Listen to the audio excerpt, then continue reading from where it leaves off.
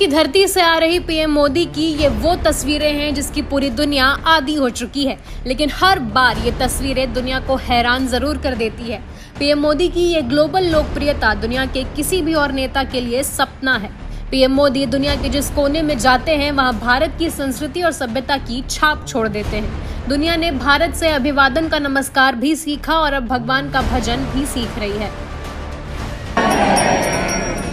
नमस्ते सरस्वती देवे गौरवाणी प्रचारिणे निर्विशेष शून्यवादी।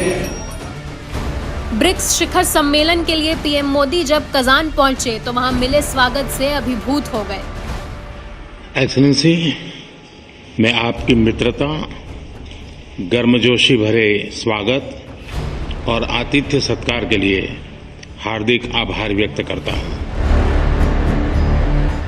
पीएम मोदी ब्रिक्स समिट में हिस्सा लेने के लिए रूस पहुंचे हैं। पीएम बीते 3 महीने के भीतर 2 बार रूसी राष्ट्रपति से मिले। एक्सेलेंसी, पिछले 3 महीनों में मेरा 2 बार रूस आना हमारे करीबी समन्वय और गहरी मित्रता को दर्शाता है। जुलाई में मॉस्को में हुई हमारी एनुअल समिट से हर क्षेत्र में हमारे सहयोग को बल मिला है। पीएम मोदी के इस दौरे पर दुनिया की निगाहें टिकी हैं। युद्ध का दंश झेल रहे कई देश भारत की तरफ उम्मीद भरी निगाहों से देख रहे हैं। युद्ध के बीच ब्रिक्स की बैठक भी बताती है कि दुनिया युद्ध से छुटकारा पाना चाहती है।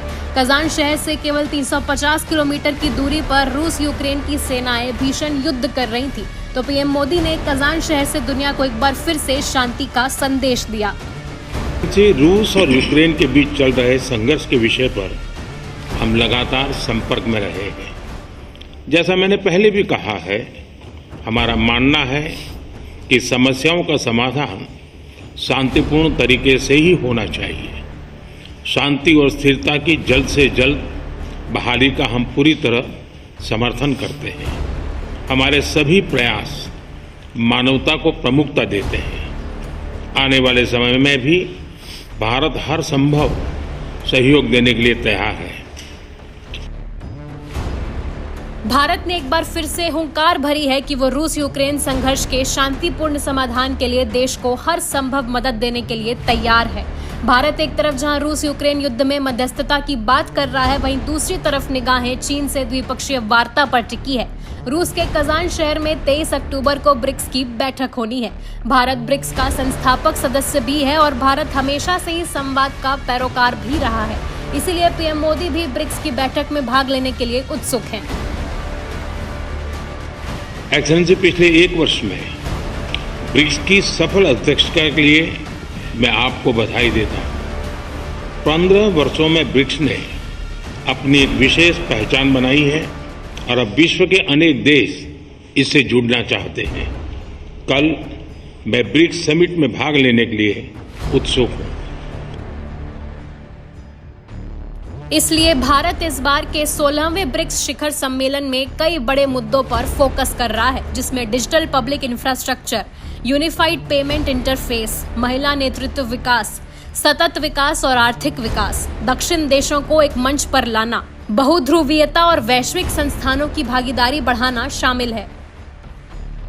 रूस बनाम नाटो और मिडिल ईस्ट में इजरायल के संघर्ष के बीच इस बार का ब्रिक्स सम्मेलन दुनिया की राजनीति के लिए अहम होने वाला है। ब्रिक्स अमेरिका के प्रतिबंधों के खिलाफ भी बाकी दुनिया को एक मंच प्रदान कर रहा है। रूस यूक्रेन संघर्ष पर पीएम मोदी जहां समझौते की बात कर रहे हैं, वहीं पुतिन हो या जेलेंस्की, कोई भी झुकने को तैयार नहीं है। और इस पूरे रार के पीछे का कारण जेलेंस्की का नाटो राग है। जेलेंस्की का नाटो में शामिल होने की जिद। रूस नहीं चाहता कि यूक्रेन नाटो का सदस्य बने। नाटो उत्तरी अटलांटिक संघी संगठन। नाटो एक सैन्य संगठन 1949 में हुआ गठन। Belgium, Canada, Denmark, Iceland, Italy, Norway, पुर्तगाल, अमेरिका, ब्रिटेन, फ्रांस नाटो के सदस्य। रूस यूक्रेन युद्ध शुरू होने के समय ही व्लादिमीर पुतिन ने कहा था कि अगर जेलेंस्की नाटो में शामिल होने की अपनी जिद छोड़ देते हैं तो जंग तुरंत खत्म हो जाएगी। जेलेंस्की इसके लिए राजी नहीं हुए और उसका नतीजा है कि दोनों ही देश अभी तक युद्ध का दंश झेल रहे हैं। इधर ब्रिक्स की बैठक में सबकी निगाहें पीएम मोदी और चीन के राष्ट्रपति शी जिनपिंग के मुलाकात पर टिकी है। 2020 में भारत चीन सीमा विवाद के बाद पहली बार है कि पीएम मोदी और शी जिनपिंग आमने सामने होंगे।